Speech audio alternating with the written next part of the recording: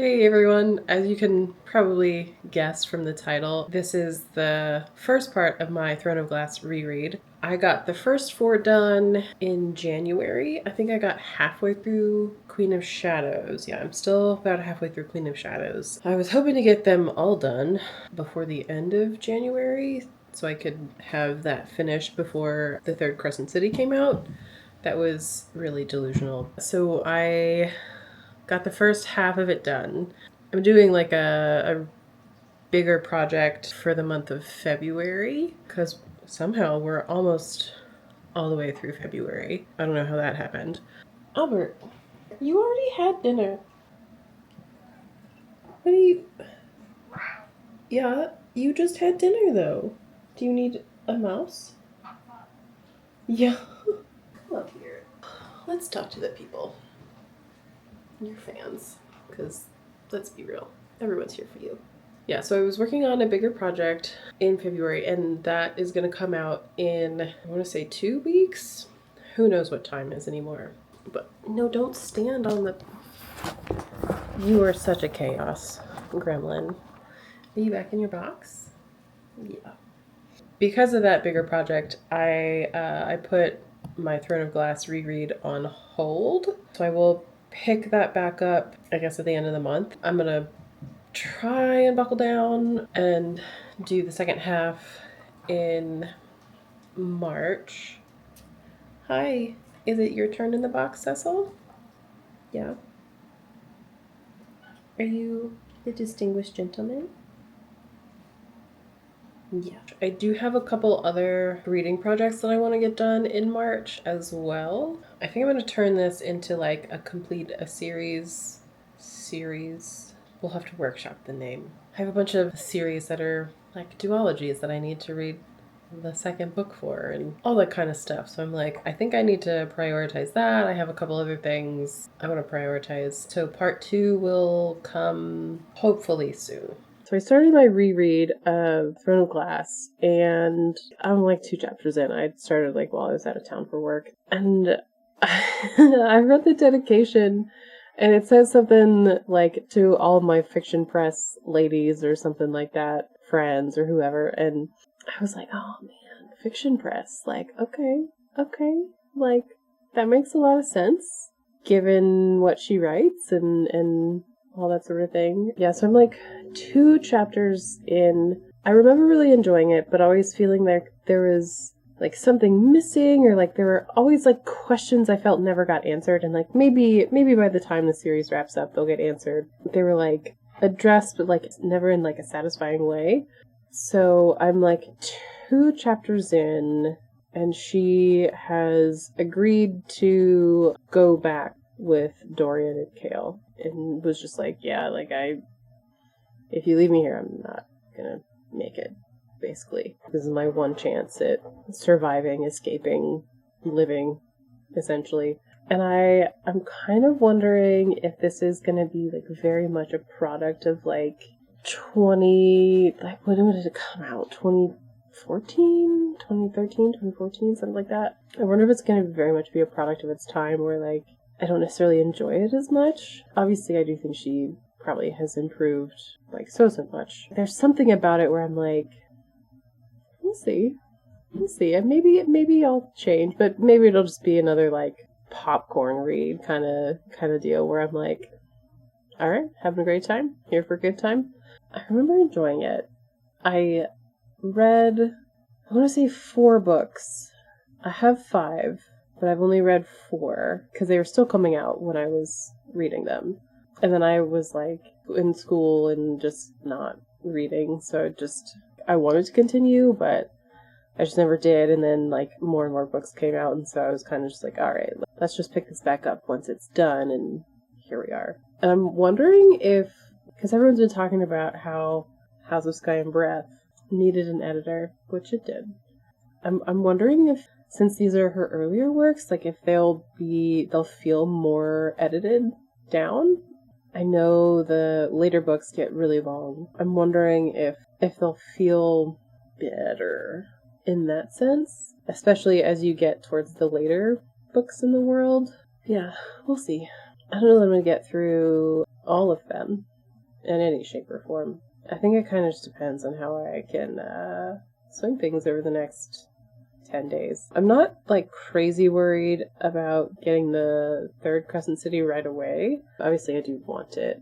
That might be a February purchase. And I guess I'll just have to stay off the internet for a little bit, which is fine. I feel like TikTok is the most dangerous place, and I haven't been on TikTok a lot lately. For whatever reason, I'm not really on BookTok a ton, or like it's not coming up on there a ton. Maybe I would be safe, but also like it's safer to just not be on there.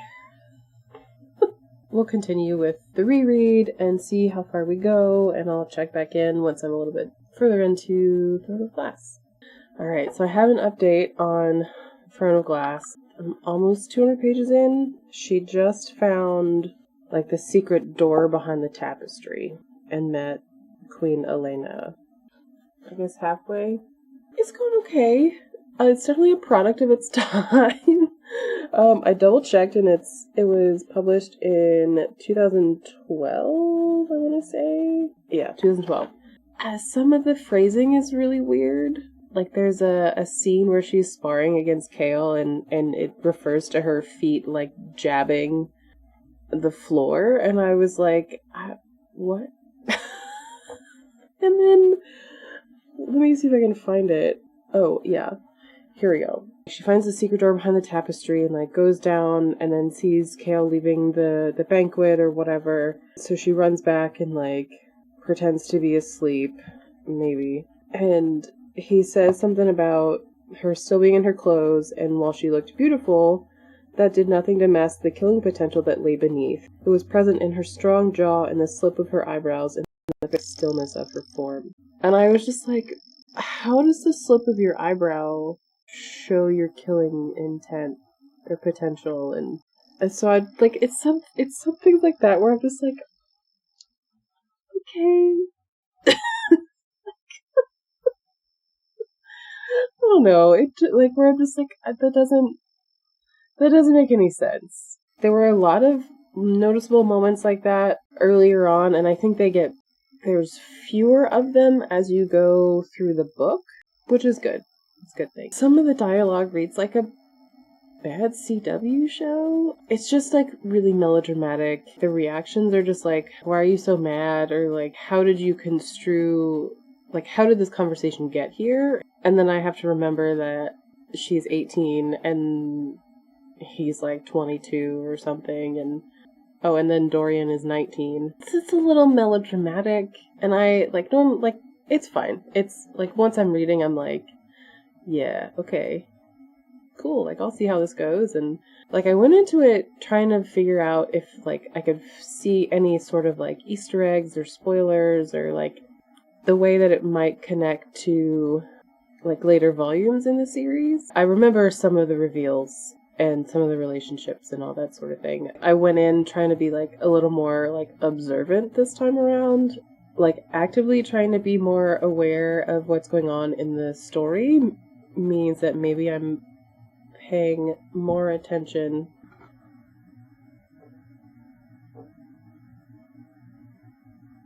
Yeah, so it means I'm maybe more aware of like the weird phrases that I've seen that are like a little bit taking me out of the story, but I do think it's going pretty quick. It is a very quick read. I read like 100 pages last night. This is also reminding me why I hate love triangles. If they're done well, okay. But like, just for like a melodramatic, and like you can tell that neither of these guys are endgame yet, as far as the story goes.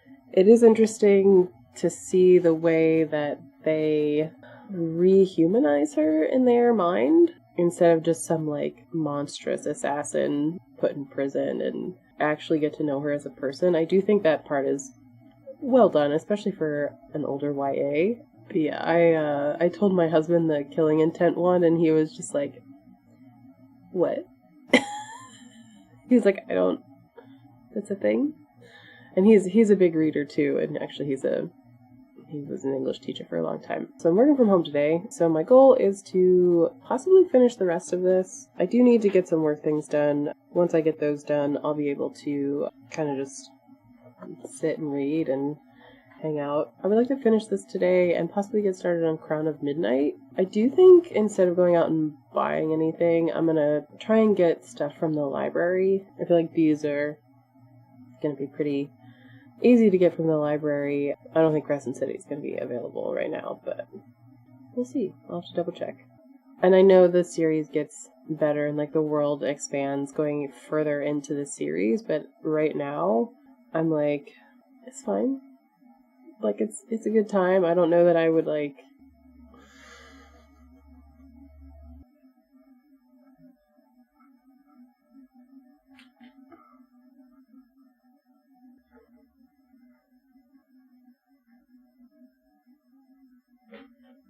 He has one of those reusable twist ties, and it's been his favorite toy over the last week or so.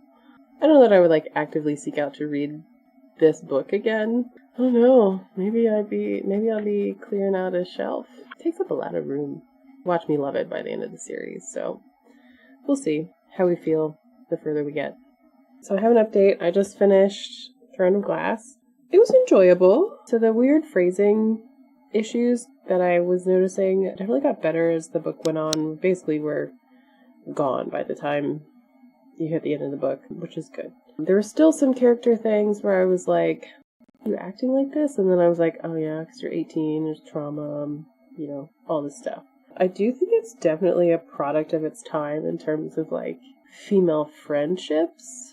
Like, sure, she has Nehemia, but Kaltain just being like jealous and manipulative and everything, and like having that be like a normal part of their interactions, I guess, which I mean is fair. She wanted to marry the prince and didn't want this interloper in the way and all that, so I get that aspect of it. Obviously I understand that she was being manipulated by Parrington, but just her attitude in general seemed definitely like 2012. And I this is also, again, very 2012, when this book came out. That thing when these female characters are, like, so badass and everything, and then they have to go through, like, more and more trials to just level up. And I'm like, obviously I know that's a trope everywhere for male and female characters. And, like, just to be constantly told, like, belittled and told like, oh, you're not good enough by all these male characters. Let me see this in noodle. Ugh. Albert has some thoughts about this too. Right? Or is it No Thoughts Head Empty? Yeah, I think it's No Thoughts Head Empty. But yeah, I enjoyed it. Obviously I'm going to continue on because the goal is to finish the series. I am excited. I do think it's going to get better and better as it goes along. Another thing that I just totally forgot about, because it's been so long since I've read them, is the word marks and like the word gates, and I'm like, oh, that's definitely a pretty big Easter egg for things I remember in the series. If you know, you know. Which is probably not a spoiler if you've been on the internet in the last, 2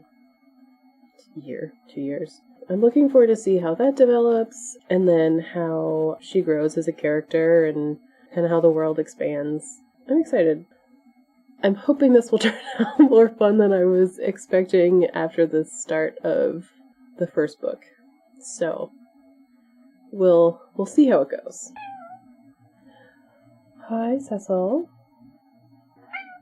Yo. You have something you want to say? About how you've stolen my seat all day? How you were chomping cables and stuff? Also, I checked at the library, and I do think there's holds on everything. I looked at, so I'm a member of 2 libraries. There's holds on, like, so I looked for Assassin's Blade, because that's probably the one I need to read next that I don't have. Obviously, I'm going to read Heir of Fire, or not Heir of Fire, Crown of Midnight. Whatever the second one is, I'm reading that. I think I saw that she posted an updated, like, suggested reading order, and I was like, okay, like, Assassin's Blade is gonna be next. So I looked. There were like 6 copies or something, and it listed like 17 holds on each copy, and I was like, what is this? Like, these books have been out for so long. Everyone's probably doing what I'm doing, though, and rereading. I might have to go get the copies, especially, and I don't mind, especially if I continue to enjoy them. I do remember really liking them when I did read them. I got through Queen of Shadows, so I got through 4 books, and then I got Empire of Storms, and it was one of those things where, like, I got it, and then I was like, oh, I need to reread everything because I've forgotten so much, and then I just never did, and here we are. Maybe we'll go to the used bookstore and go look there, and then, if not, obviously, Barnes & Noble. Oh, I do have some. No, I had to return a gift to Amazon because it was a duplicate. Maybe I'll order them from there. I don't really want to order from Amazon, but if I already have the credit, then I feel less bad about it. Also, I have this edition, right? Has anyone else noticed that she's barefoot? I don't know if the quality is good enough, but like, there's toes. There's definitely toes here. She's not wearing any shoes. What? I think she's meant to be looking like she's wearing boots. And man, if this is not like early 2000s fashion, oh, I don't know what is. She's not wearing shoes. Does anyone else notice this? I don't know why I noticed. I think I was just looking at her outfit, and then I was like, where are the shoes, though? And, like, it talks about her wearing boots in here all the time. So, it's not like she sure as, and, like, how cold it is, so she's sure as hell not wearing shoes. She's not some sort of a hobbit, like, with unnaturally warm feet. I'll have to see if she's wearing shoes in the rest of them. Alright, so I have an update. I got 175 pages into Crown of Midnight last night. She's met Mort, the magical door knocker, or the talking door knocker. Both is true. Roland is creepy as fuck. She's told Nehemia that she is not killing anyone, so Nehemia knows that she's not doing it, and then she just met Baba Yellowlegs, who is also, like, kind of creepy, but not totally creepy yet. I'm enjoying it. I think this will continue to be the case. Like, I'm enjoying it more than Throne of Glass. I just think the story is progressing. Cecil! These creatures. Oh my god. Yeah, talking about you. Yeah, so the plot is progressing well, and I do think the pacing is really good. Like, it makes sense. When Archer snuck her into the party and she killed the guy not intending to, like, she didn't go there intending to kill him, but, stuff happened, and she did. There are moments like that where I'm like, this is, like, dumb choices, but also the only choice that she could have gone with at that moment in time. And there's still definitely the, like, melodramaticness of the relationship between her and Kale and Dorian, and I think she's just in a hoe phase. Like, she lost Sam, now she's just trying a few people out. They're just totally fine. Like, you do you, girl. I feel like you can, especially as like a reread, you can kind of tell that neither of them are in game. Also, I'm wondering, there's a scene where Nehemia, when they're at the ball and Selena and Kale are dancing and outside, and Dorian sees them through the window, and Nehemia comes up and like puts a hand on his chest, and like, I'm wondering if she drew like a word mark on him and like awakened his magic. Also, I forgot that was so early in the series that happened. I thought it was later. I'm enjoying how she does her side characters. She does a pretty good job of making you like actually care about them. and like actually like be meaningful to the plot of the story, like the relationships, that sort of thing. There's been like one or two like weird phrases where I'm like, I don't think that's how it works. Yeah, so far so good. And like it kind of baffles me that like both Kale and Dorian are like shocked that she's doing the job that she signed up for. When she became the king's champion, you knew she was an assassin. That's why you went and got her out of the mines. You knew that was her job before then. You knew that the king was going to use her this way. It's giving like shocked Pikachu, is what it's what it's giving. Like I don't understand. I don't understand. I also really enjoy her and Nehemia's friendship. And she also found that like secret library like that secret door in the library that led to the secret collection of like palace records and things like that. Having read both Crescent Cities and, well, this might be spoilery, but skip ahead, I guess. But like knowing what happens at the end of House of Sky and Breath, I'm like, oh yeah, I absolutely get how this is gonna all of a sudden be connected to that world too. And the other update I have is that we went to the youth bookstore today and I got Tower of Dawn, which is one of the ones that I needed. Figured I would share what my husband got. He got the C.S. Lewis Space Trilogy. I didn't realize C.S. Lewis wrote sci-fi, but it's like an old box set. It has Out of the Silent Planet, Paralandra, which has like dragons and fish and things, and then That Hideous Strength. They didn't have Kingdom of Ash or Assassin's Blade, which were the other two that I needed to complete the series. So went and got that and the Assassin's Blade from Barnes & Noble. I forgot that I had a ton of credits from the hardback sale, so these were like prepaid, basically, from, all the credits that I racked up. There was, not the cashier, but someone else behind the counter saw that I was picking this up. She was like, oh, you're on the last one. And she made a comment about, like, oh, if you've, like, hit Tower of Dawn, you're still only, like, 60% of the way through. And I was like, okay, well, probably, like, 10% of the way through. Like, okay. Like, challenge accepted. But also, no one told me she was going to be this thick. This is 980 pages. Hey, baby. What'd you do? You coming to say hi? You are. Here you are.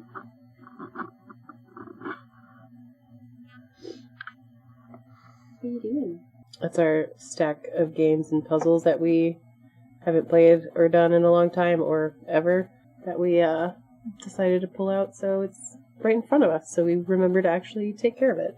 Oh, and then this one, on this cover for Crown of Midnight, she's actually wearing shoes this time, so her feet are going to stay warm in the cold. Also, speaking of cold, it's freezing today. I'm in Georgia. High is like 30, but I think it's like 30 feels like 20.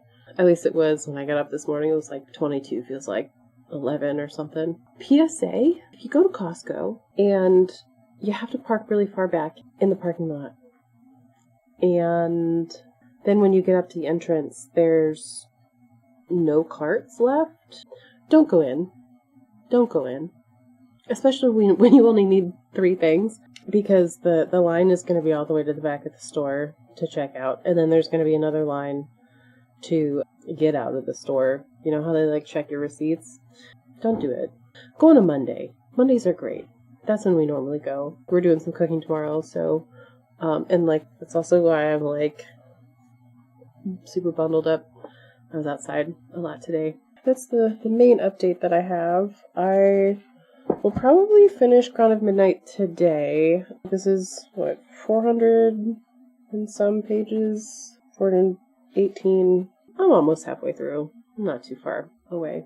I do think I'll start Heir of Fire tonight once I'm done with... If I finish this early enough, I'll start Heir of Fire. Otherwise, I'll start it tomorrow. Now that I'm, like, actually sitting down, prioritizing them, instead of having, like, life get in the way, I think they'll go pretty quickly. I know about I think it's Tower of Dawn and Kingdom of Ash tandem read. If anyone has done the Tower of Dawn, Kingdom of Ash tandem read, you recommend it? Like, should I do it? Let me know, because if it's worth it, I'll do it. But because like I was looking at the synopsis of Tower of Dawn, and I was like, it doesn't say anything about Celaena in here. I don't know if she's even gonna appear in Tower of Dawn, so like maybe like if I wanted her there, that would be a good reason to like do the tandem read. We'll see. I told my husband he might have to section it out for me so I don't like accidentally just start reading something that I'm not supposed to, because I would do that. That's absolutely something I would do. These are fat. Why? These are like so thick. Even Tower of Dawn this is still 660 pages. I wonder how long this series, like total page length. Yeah, I think that's the update I have. Got the final 3. I'll be back when probably when I finish Crown of Midnight. Maybe before. I finished Crown of Midnight last night. I have some thoughts. I definitely enjoyed the way the world opened up and the way that everything progressed. I remembered that Chaol and Dorian were not who she ends up with. Knowing that, I'm like, it's pretty obvious to me, like, knowing that down the line she finds someone else, that they weren't going to end up together. I did forget that she slept with Chaol, and that she, like, chose him over Dorian. I was a little annoyed at the way Dorian acted when he was like, oh, I guess you aren't going to spend time with me anymore. And it's like, well, it was like very clear he still had feelings for her, so that was kind of annoying. And then, like, I know I was saying yesterday that I liked the female friendship with Nehemia, but like, first off, I don't take it back, but like, that was just rude. Like, what? I forgot that she died. I was like, I don't remember her from like super, like, I don't remember her super well, so clearly I forgot that she died. I'm gonna have to put like a spoiler warning on this. I thought it was like kind of manipulative, and also like really drastic, the way that she was like, okay, we've had a single conversation about this, and about you like becoming a rebel with me, and like freeing both of our kingdoms, and rising up against the king. And I'm like, you had a single conversation about this, and she didn't receive it well, because it wasn't necessarily like blindsided, but it's like she hadn't arrived there. She hadn't gotten to the point where she was like willing to see that this is what she needed to do. So she had a single conversation with Celaena. It didn't go the way she wanted, and then she just like turns around and is like, okay, I guess I have to die. Arranges her own death to manipulate Celaena into reacting the way that she wants her to. When, like, I think it would have taken more time, it would have felt less manipulative of her friend. And then she still kept secrets. So yeah, it would have felt a little less manipulative of her to have been like, alright, well, if I have to die, that's what it takes, then so be it. I'll manipulate my friend into deciding that she wants to rebel against the king, instead of letting her come to her own conclusions. That probably would have realistically cost a lot of lives, but like, where she is now, she has no political power. Like, I don't know.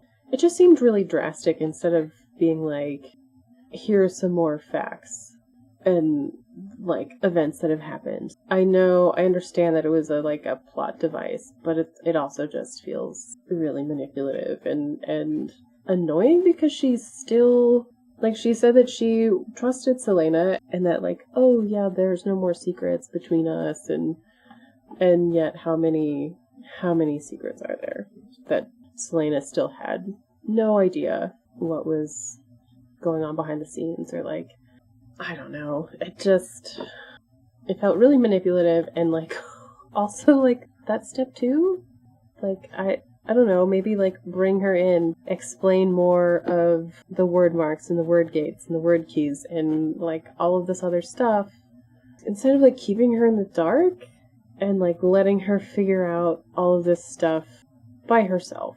that was a really frustrating part of this book. I do think it was a fairly decent second, like a good second book. It, certainly doesn't have middle book syndrome because it's sure as hell not the middle of the series, but it progressed her into the direction where I vaguely remember the plot going. So I'm gonna read, I think Sarah J. Maas just put out a new suggested reading order. So I'm gonna read Assassin's Blade next. I got maybe a chapter into it last night and then was like, I'm gonna just do this tomorrow. So that's what I'm gonna do the rest of the day. I'll probably do that before I do other stuff that I need to do. I didn't realize until a few days ago that it was a bunch of novellas. I know novellas are usually longer than short stories. If I'm not feeling hooked, then I will probably just move on to Heir of Fire. And I did decide to do Empire of Storms, Tower of Dawn tandem read. I was looking it up and someone suggested that, especially since they take place at the same time, just in different places, it's a better reading experience if you want the most emotional impact, and if you don't like waiting for other things and having this I think it was Empire of Storms ends probably on a really big cliffhanger or something, and then Tower of Dawn takes place somewhere else entirely, so you have 600 plus pages of waiting to go into the final book. I think it's going to be a more enjoyable experience than reading them in publication order, so we're going to do that, and I'm going to I'm really bad about opening and reading, so I'm going to get my husband to help me section things off so I don't accidentally read ahead and spoil myself for everything. I think we're going to read Assassin's Blade this afternoon, and then probably start Heir of Fire later, but also going to take a little bit of time and sort out the Tower of Dawn, Empire of Storms situation. So, and I do know there's a book in between, or after Heir of Fire. Gonna be ready. I wanted to come on and give an update. I got through 3 of the novellas today. I got through The Assassin and the Pirate Lord, Assassin and the Healer, and Assassin in the Desert. I think of the 3 so far, I like The Assassin in the Desert the best. It made me kind of sad. It made me wonder, what her life would have been like if she had gone to them instead.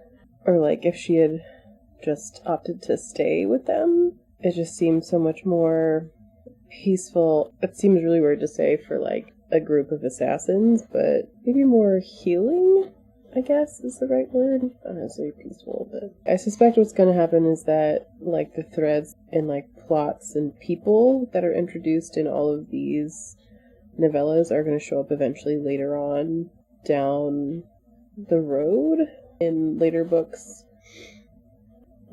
Irene, I think I recognize her name from the back of the Tower of Dawn. I don't remember Rolf being anywhere that I saw.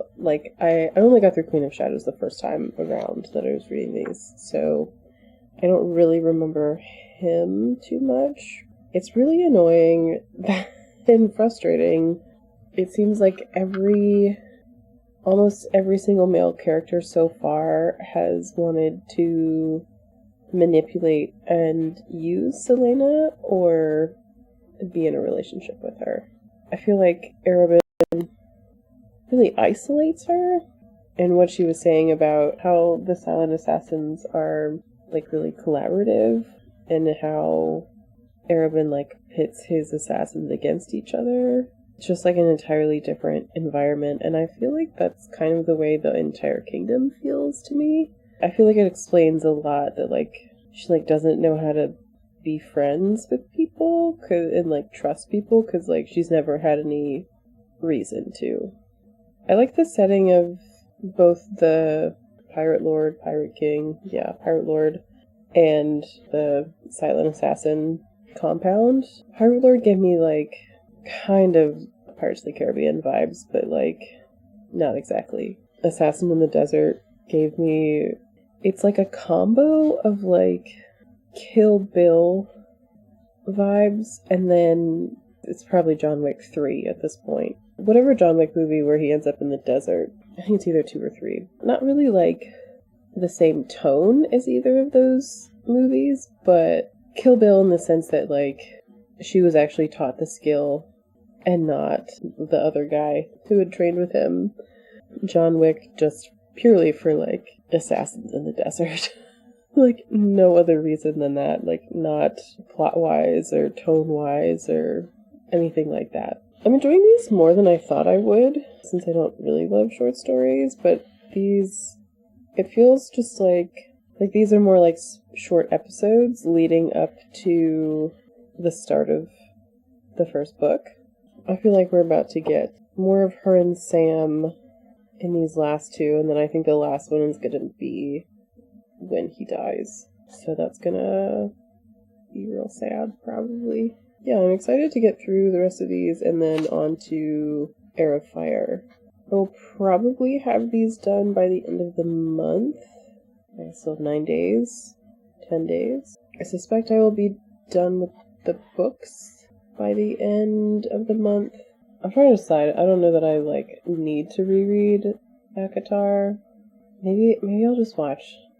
I know a few people are putting up synopsis videos of Crescent City 1 and 2, and then I'll just rewatch a synopsis on the ACOTAR. This has been on this series has been on my list for a long time, so it was time. We'll see. Might get through one more tonight, but I'll probably get through the other one.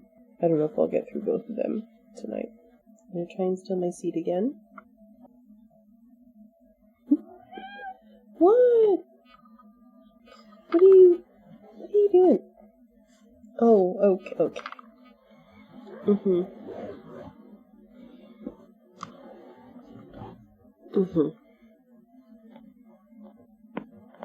This asshole. Just stealing the seat. That's a sweet boy. Oh my goodness, Sesame. I finished Assassin's Blade. I have some thoughts. I feel like the third one, The Assassin in the Desert? Yeah, The Assassin in the Desert is by far my favorite. Like, it was nice to see her out on an adventure kind of by herself. I do think there's some parallels between her relationship with Ansel and what we see later with her and Nehemia. Not quite in the same way, but in the same, there's secrets and a pseudo-betrayal. That one was definitely my favorite. I feel like it showed what she could have been had she made it to them instead of Arobin. It was like a breath of peace before she had to go back to the shit show that was Arobin in the last two novellas. Hi. What are you doing? Poaching my seat is what? Alright, come on. Yep, okay.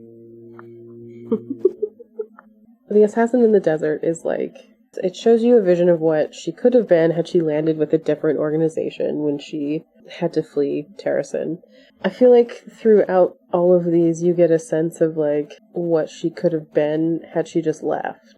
She could have just left and been free to do her own thing and gone on different adventures and then come back when she was way more mature and ready to take on all the injustices from the king. It was fun to see her out somewhere where she wasn't under Arobin's thumb the whole time and being manipulated by him, and it also makes you really sad because you kind of see what might have been for her sake, for Sam's sake, for kind of just everything that could have changed. And then the last two were by far the worst in my opinion, mostly just because Arobin was there and she was back under his gaslighty, manipulating thumb, getting tricked into killing someone who's anti-slavery and helping someone who is on the wrong side of that equation, and having it be for retribution for her freeing slaves. It was really unpleasant being in having to watch her go through this manipulation and gaslighting and other physical and emotional abuse tactics. It was not a fun time where the first three were actually a pretty fun time. It does make me like extra look forward to when she gets her retribution on Arobynn. Yeah, that'll be a really satisfying time. Now that I have been trapped on the couch, because you cannot disturb in this house. I'm pretty sure it's just illegal everywhere. Maybe only in my house. I'll be starting Heir of Fire. Hopefully, I won't have to wait too long for Arobynn to get what's coming to him, but I suspect that's going to be back. That's going to be when she's back in Queen of Shadows. So I suspect I have a little bit of time. It's not a great time, not a bad time, but it's, I don't know, I feel like it's always really fun to get the chapters or the novellas or whatever of the characters doing something completely, not necessarily irrelevant, but like outside of the main plot. And that's what you get with these. Honestly, I gotta say, I think the Assassin in the Desert, that third novella, is probably my favorite of the entire series so far. Like, it was just refreshing. Is it just me, or does it feel like Sam was fridged a little bit? I don't know, like having her go get revenge for him getting killed basically led to her getting stuck in the mines. Just feels kind of fridgy to me as like a personal growth kind of plot point. Though at the same time, whenever I imagine being with the same guy that I was dating when I was 17, I kind of cringe a little. I mean, Sam doesn't seem like that. We'll see. I'm going to go on to the next book and continue. I got like 90 or so pages into Heir of Fire last night. I do have a really bad habit of skimming ahead, especially like since there's been so many new points of view introduced. It's not just following Celaena. There's Manon, however you say it. I'm going to just say Manon because that's how I've always said it in my head. But I've heard other people say Manon. No, Manon. Yeah. Whatever. She's been introduced. Chaol and Dorian both have points of view now that they're all kind of separated.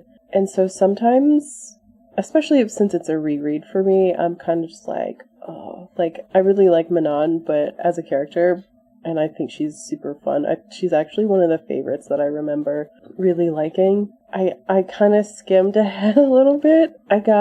I probably read Celaena's chapter. That's after where I got from Manon's chapter. But I was like 2 pages in to Manon's, and I was like, because I had to go back and reread Manon since I like didn't actually read it. And I was like, okay, I'm getting like too far ahead now. So I went back and reread her chapter and started falling asleep, so I had to put it down. I just got home from work a little bit ago. I need to fold some laundry because it's been in the dryer for 2 days. Whoops. And then I am going to go put on comfy clothes and sit my butt on the couch and read some more. Also, I feel like you figure out really quickly that Queen... Yeah? Albert has some things. Do you have things to say? He agrees with me that Queen Maeve is a twat, so I think we all, like, knew that. Like, that was not really a secret going into it. Like, seeing her and how she treats Aelin, like, from the get-go, you're just like, alright. I feel like this is a female version. She's like a combo of Arobynn and the King in the sense that, like, she's as manipulative as both of them, but she is like, she's been in this game way, way longer than either of them have, so she's gonna be better at it in the sense that she's, like, really good at being manipulative, and also, like, really petty when she doesn't get her way. Not even petty. Just straight up vindictive when she doesn't get her way, and it's just, like, I remember hating her. Eventually. Probably not even eventually. Probably from the get-go, same as now, when I read through this the first time. I do really like how Sarah J. Maas portrays Aelin, like, dealing with her emotions after the death of Nehemia. She's, like, trying to, like, psych herself up and, like, be like, yeah, I'm gonna use this to motivate me, and she's just, like, I feel like she has enough, like, space and distance from Adarlan to process her trauma a little bit and, like, her loss and go through some grief, like, stages of grief and everything. So I do think her going abroad is probably helpful in terms of, like, getting her emotions kind of under control and, like, just being able to, like, process her grief, like, out from under the thumb of the King and Arobynn and, like, just away. not that she hasn't been forced into some transaction with Queen Maeve, but she's at least away from her tormentors of the last 10 years. I mean, this is like a new fresh tormentor, but at least she's not having to deal with her all the time. And she's not even really in the same physical location either, so she's not being like monitored or anything. I'm gonna go fold some laundry and put on some PJs and come back and sit on the couch and read my book. This lighting in this angle is pretty heinous, but I'm like halfway through. I don't think I'm quite exactly halfway through, but I'm pretty close to halfway through Heir of Fire. And Rowan is a dick. I know. I've already read this, so I know. Just the way that he treats her, I'm like, how is this endgame? And I know he comes around, but he just needs a swift punch in the nose. That's all he needs. And I'm gonna be so thrilled when she gives that to him, because he needs a wake-up call. Like, he's supposedly this, like, ancient being, and it still takes, like, an old man to, like, a physiologically, I don't know, whatever. I don't think Emrys is actually older than Rowan, but the fact that it takes Emrys being like, what are you doing to her? You're being a dick. You are killing her inside because you can't, like, reach out a hand and help. You have to put her down all the time instead. Like, the fact that it took him to be like, to like knock some sense into him, I'm like you're supposedly this ancient being, and yet you like don't have, like, why don't you have any decency anymore? And I know I vaguely remember some of that getting explained and that sort of thing, but I don't remember exactly how we get around to it. And I know there's some stuff coming with Maeve and all that, but the way that he's gonna have to, like, grovel and make some changes for me to be like, yeah, okay. And I love Abraxos. He's so cute. And, like, the way that he smells flowers and is like, I'm not eating that nasty. Like, he, like, knows what's up. He knows that the meat is weird. He knows that there's something sketchy going on in the mountain. Like, he's no dummy. I've heard people say, and I definitely agree, that he gives me, like, Toothless vibes from How to Train Your Dragon. And I remember loving him the first time, so that was no surprise. I did forget that she got pushed in, that Manon got pushed in to the fighting pit, because I was like, Titus, I don't remember that being his name. Like, what is this? And then I was like, oh yeah, okay.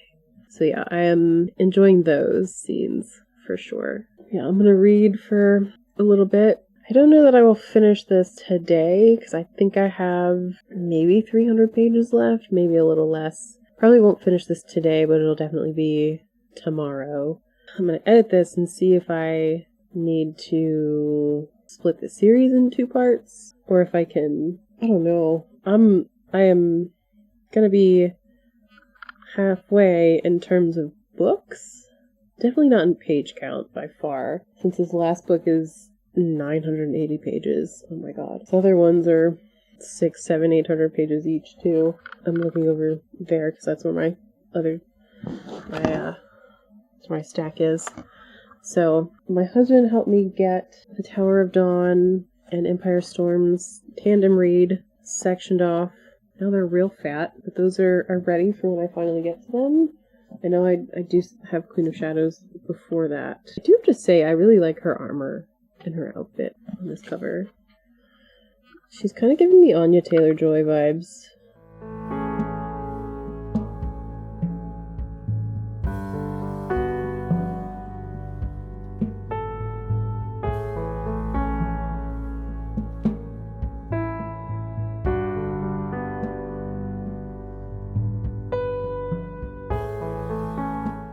I'm about 400 pages into this. I got to read at work a little bit today when I was getting lunch. I am liking Rowan a little bit more. I love that, like, once he finally realized that he was being a dick And not that he hasn't, like, stopped totally, but, like, once he, like, fully realized that he was being a dick, not giving her enough emotional support especially for someone who's grieving and who has gone through grief. And then also once he realized he hadn't gotten all the information from Maeve, he was, like, pissed. No one wants to be lied to, of course. I do think some of his training tactics, I'm like, you've clearly never taught anyone before. I feel like he's never had to, like, inspire or motivate anyone who, like, hadn't already drunk the Kool-Aid. Like, so someone who's, like, already, like, yeah, I'm in. I will do whatever you say. I'm sure he would have had a much easier time. But for Selena, she's like, I've already done this 4 times before. Like, I'm not doing this bullshit again, especially when you treat me like crap. And he's just like, you're gonna be obedient, and she's having none of it. I did really like when she had her breakdown about Nehemia, when she was, where was she? Here it is. Like, she, like, finally called Nehemia out for orchestrating her own death and lying to her about so much. I was just like, yes, like, finally, like, you're not wrong. When he put Luca in danger, and she was just like, that's, like, yeah, that's how she keeps her stuff under control, but it's like, once he realized that she didn't know the very basics, like, why didn't he just be like, I just don't understand why he wasn't like, okay, these are the basics. If you don't, like, if you, like, get to this point in your magic, you're gonna burn out, and these are the consequences. I got to that scene, too. I did like getting the connection back to Pirate Lord Rolf, and then the connection back to the Spider Silk merchant who had bargained 20 years of his life. I liked seeing those connections kind of coming back. Also, is it just me, or my brain is really good at, like, suspending disbelief, like, especially in series like these, but I definitely get why people find some of the things in here, like, weird. Because, like, the fact that she, like, Rowan moved her into his room, and they're sleeping in the same bed, and he's supposed to be, like, a mentor or instructor, I totally understand where it could feel a little, like, groomy. It's not. Probably. I get how people could see it that way, especially since he's however old he is. Who even knows? I still love Abraxos. He's the best. I hate when you have a hot thought about something and you're like, no, I'll remember, and then you don't remember. I do like Sorsha. I have a bad feeling. I don't remember if she dies, and I like her. She's really sweet. I think she'd be good for Dorian, but I can't remember if she dies or not. I'll be really sad. Unsurprised if the king finds out and has her killed. They're cute. I did appreciate it when she called, what's his face? Gabriel? Rowan's kitty cat friend. Is that him? Is that his name? Oh, who even knows? We'll just say it's Gabriel. It's gonna come to me while I'm reading, or at 2 o'clock in the morning. Or when I'm in a meeting tomorrow, and I would be like, yeah, I should have written it down. And I thought about writing it down when I was at work, and just didn't. I do like Kale and Adion. They're a mess. I do appreciate their relationship. When Bartok was gone, I was like, please don't die. Not now, anyway. I think I have like 160 pages left, so I'm going to try and get that done tonight. And then I will do another update. I got my fairy loot box today, so I'm going to open that, and I'm going to go read. Several hours later, I finished Heir of Fire. I have to say, I'm glad that they didn't, like, get together or whatever.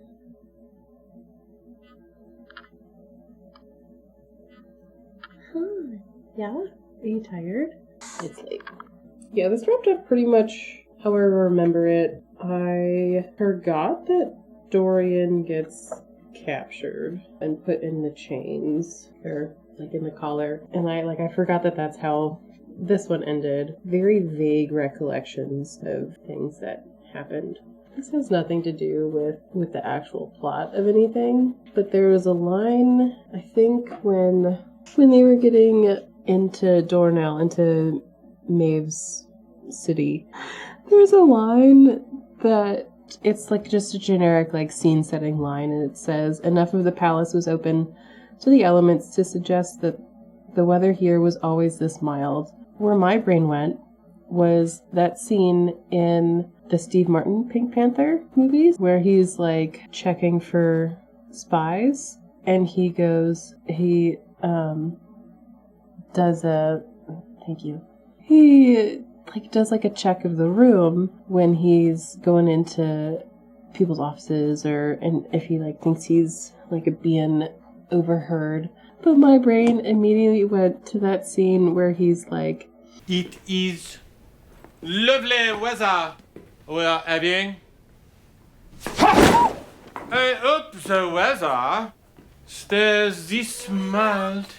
Like, that has absolutely nothing to do with the story, but it made me laugh in the middle of that for no reason really related to the content of this book. I feel like we're getting answers to some of the questions. There's a lot of threads that have been woven in from back in like the Assassin's Blade timeline, a little bit through the other books that you're seeing like reconnect and like thread through this storyline. I knew in my gut there was something that was not gonna happen something nice was not gonna happen to Sorsha, and I was correct. I forgot that was how that all went down. I still haven't remembered what I was trying to remember earlier. It'll probably come to me yeah? Do you need a refill on your mouse? He has a treat mouse that is kind of behind him. He is filled with food. He loves it. I'll remember that probably at 2 o'clock in the morning, or inevitably when I'm in a work meeting tomorrow. Yeah. I will continue with Queen of Shadows tomorrow. I do have a bunch of stuff to get done at work, so I don't think I will be able to read like I was able to today, but I do have no plans after work tomorrow. I do have some other stuff to do on Saturday and like over the weekend. I'm hopeful that I will at least get a good chunk of that read tomorrow, possibly finished over the weekend. I was hoping to be done with this series before the end of January. I don't know that that's going to happen, especially with my tandem read coming up. But I do have to say that Queen of Shadows is going to be my last reread, so I will probably be way more interested in like binge reading and devouring the remaining 3 books that I haven't read yet, like right in a row, before, like the kind where I'm like, I gotta stay up till 2 o'clock in the morning just reading. I'm gonna go feed this creature. I'll see you guys in the next update.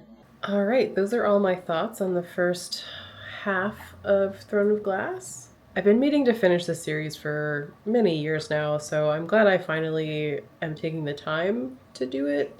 Based on these first 4 books, I don't know that I can say that this is one of my favorite series of all time or anything like that. As I said in the intro, I am about halfway through Queen of Shadows, and I am gonna pick that back up and the remaining 3 novels in the series in March. So hopefully we'll have that taken care of and completed at that point. I think Heir of Fire and the Assassin in the Desert novella in Assassin's Blade were my favorites of the first 4. The first book definitely felt very early 2000s. The second book built on that and like was a logical place to go in terms of like the story and the plotline and like how that developed. The prequels like made sense as like a lead up to the first book. I do like the way that the world expanded in Heir of Fire. I think Manon and Abraxos are honestly my favorite characters in the whole series. Like, I'm a little bit tempted to just, if they end up being my favorite characters, which I feel like I've seen things on the internet that I've mostly forgotten that just, I'm like, there's a sense of dread there. We've come back to our box. Ooh. Doobie. Hey Doobie. A chomping. Oh boy. Oh no, Cecil. Had to get a ribbon so he didn't take the wrist strap for the camera. I wonder if it would be blasphemy if like that ended up being my favorite part. I feel like I've heard there's something in the back of my mind being like there's disaster coming for this, and I can't remember why. And like I think it's in the books that I have not read yet, because I've read through Queen of Shadows before, many years ago, but before. So I'm kind of wondering if I'm like, oh, what if I just want that in its own book to just relive those moments? Like, how blasphemous would it be to just like psh, and like slap them together? That would be probably insane. I think Dorian is another favorite, and I really like Elide. We'll just say Elide. I'm excited to continue on. Fingers crossed I actually get this done before the end of March. I will be doing more of these complete a series videos to get my giant TBR down. Sometimes I think I'm like real delulu about how much stuff I'm gonna read. This is one of them, and thinking that I was gonna get this finished before the third Crescent City came out. We live and we learn. Sometimes. I don't know if this is exactly one of those times. Anyway, thank you for watching, and I will see you all next time. Bye. Oh, I found a whisker. Look at it. Let's see.